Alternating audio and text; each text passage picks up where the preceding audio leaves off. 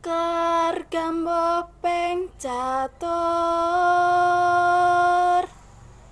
kang cinatur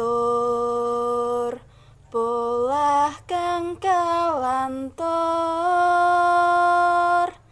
tanpa tutur katulo-tulo katali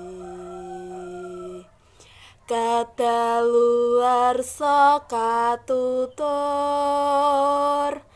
kapatopan dadi awon.